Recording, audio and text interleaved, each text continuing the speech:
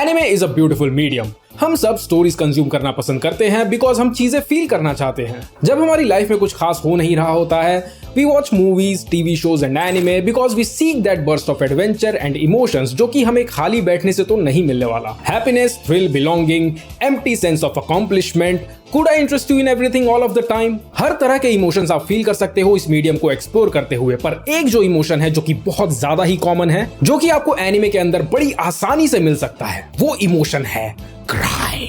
जिसको देखो वो एनिमे देखकर क्राई कर रहा है। लोगों को रोना इतना ज्यादा पसंद है कि वो सिर्फ क्राई वाले एनिमे ही देखते हैं, और क्राई वाले एनिमे ही सबसे ज्यादा बिकते भी हैं। फुल ग्रोन 25 साल का मर्द मुझसे आकर कहता है कि भाई कल रात को मैं 2 बजे तक एनिमे देखकर रोया। लोग इतना ज्यादा रो रहे हैं एनिमे देखकर कि कभी कभी मुझे शक होने लगता है, इज दिस इवन रियल? ये लोग सच में रो रहे हैं या फिर मेरे साथ कोई मजाक हो रहा है? बिकॉज मैं तुमसे एक चीज शेयर करना चाहता हूँ। मैंने बहुत सारे एनिमे देखे हैं, मैंने बहुत सारे सैड एनिमे भी देखे हैं जिनको देखकर मैं सैड भी हो जाता हूँ, लेकिन क्राई मैं आज तक किसी भी प्रकार का मीडिया कंज्यूम करते हुए रोया नहीं हूं। मैं किस प्रजाति का राक्षस हूं मुझे नहीं पता, लेकिन मुझे इतना पता है कि मैं इस चीज में अकेला नहीं हूं। मेरे जैसे कई हैं जिनकी जिंदगी शुरू से ही ऐसी रही है कि भाई अब रो के भी क्या हो जाएगा। तो crying as a natural response मेरे शरीर से ऑलमोस्ट खत्म हो चुका है, ऐसा मुझे लगता था until I watched that anime movie.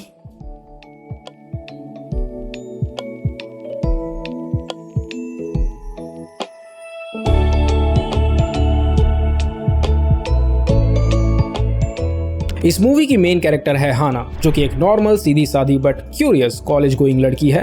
एक दिन उसे उसके कॉलेज में दिखता है उसके सपनों का राजकुमार, और हाना बस उसके पीछे चल पड़ती है। अर्ली एज की आशिकी को लोग वैसे ज्यादा सीरियसली नहीं लेते हैं, बट इट डजंट मीन कि वो कभी सीरियस हो नहीं सकता। If you are perfect for each other then age just might be a number. Why did I say that? तो हाना को उसके सपनों का राजकुमार मिल जाता है, और मिलने के बाद उसे पता चलता है कि ये इंसान नहीं है, इंसान की खाल में भेड़िया है। हाना का राजकुमार एक्चुअल में एक वेयरवुल्फ है, मतलब कि वो एक इंसान है जो कि एक भेड़िए का रूप ले सकता है। एंड अगर तुम्हें लग रहा है कि इस मूवी का कॉन्सेप्ट थोड़ा अजीब है तो फिर हाँ, वो है। पर हाना को उस बात से कोई फर्क नहीं पड़ता और वो अपने राजकुमार से शादी कर लेती है, और उनके 2 बच्चे भी हो जाते हैं जो कि बिल्कुल बाप की तरह होते हैं, इंसानी भेड़िए। But that does not matter. उनकी ये फैमिली बड़ी प्यारी सी होती है। हाना loves her family of wolves and her family loves her back. Now, since everything is so kuchu puchu and lovely, the question is, who dies? The father. बाप मर जाता है। ऑन अ रैंडम ट्यूसडे हाना को खबर मिलती है कि शहर में एक भेड़िया देखा गया है जिसका एक्सीडेंट हुआ है, एंड वो भेड़िया मर चुका है। कूड़े की गाड़ी आती है और भेड़िया को वहां से उठाकर ले जाती है। हाना बारिश में रोती बिलखती उसके पास जाती है, पर वो किसी को क्या ही समझाए। उसकी आंखों के सामने उसके हस्बैंड को कूड़े में फेंक दिया जाता है। बहुत ज्यादा ट्रेजिक और ब्रूटल। पर मेरा कठोर मन ये देखकर भी कहां पिघलने वाला था। मैं तो बस सिग्मा चैट बनकर मूवी देखता रहा। So the father is gone. Hana is now a single mother of her werewolf children. बड़ी बेटी का नाम होता है यूकी, जिसका मतलब होता है स्नो।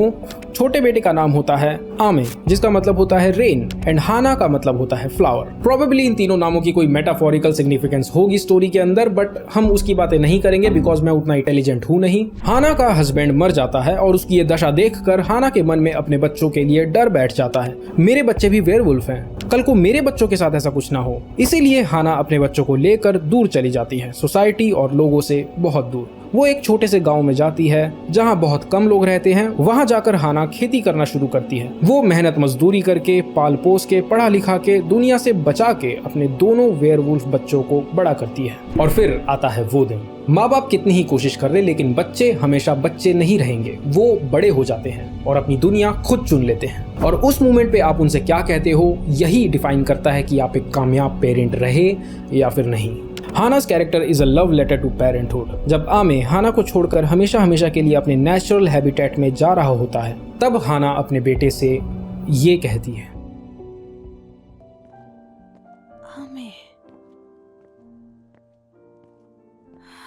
आमे,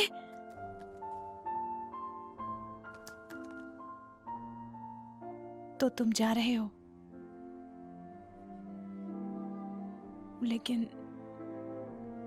लेकिन मैंने अब तक तुम्हारे लिए कुछ भी नहीं किया है।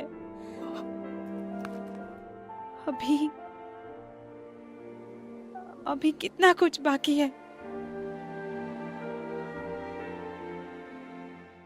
Seriously mom, are you stupid? आप एक सीधी सादी कॉलेज गोइंग लड़की थी जिसकी लाइफ बहुत ज्यादा डिफरेंट और बहुत बेटर हो सकती थी, लेकिन आपका हस्बैंड एक वेयरवुल्फ निकला जिससे कि आपको 2 वेयरवुल्फ बच्चे हुए और बाद में आपका वेयरवुल्फ हस्बैंड मर गया। You are all alone in this world, raising 2 werewolf children. You felt solitude, you made sacrifices. और इतने सारे एफर्ट्स करने के बाद आपने क्या बोला कि मैंने तुम्हारे लिए कुछ भी नहीं किया है। ये लाइन सुनने के बाद मुझे ऐसा लगा कि भाई हो गया खत्म, कुछ मर गया मेरे अंदर। और यार जिस तरह से उस डायलॉग को डिलीवर किया है वॉइस एक्टर्स ने, both the Japanese seiyuu and the Hindi dub, जो कि हमने ही किया था विद मोहिता वॉइसिंग हाना, दोनों ही लैंग्वेजेस में जितनी बार मैं वो लाइन सुनता हूँ मुझे हमेशा लगता है कि यार बस this is my limit and I am finally gonna cry. तो क्या ये सीन बहुत ज्यादा सैड है? वेल, बच्चों का हाना को छोड़कर जाना is definitely the sad part, but इस सीन में जो चीज सबसे ज्यादा फैसिनेटिंग है, जिसको देख के मुझे लगा कि ओह शिट, क्रिटिकल एनालिटिकल सारे पीओवी सेकेंडरी हो जाते हैं जब तुम ऐसा कुछ देख लेते हो that feels like it is made with heart. किसी ने अपना एक पार्ट निकाल कर इस कहानी में रख दिया है, and that is the character of Hana and her pure and her unconditional love for her wolf children.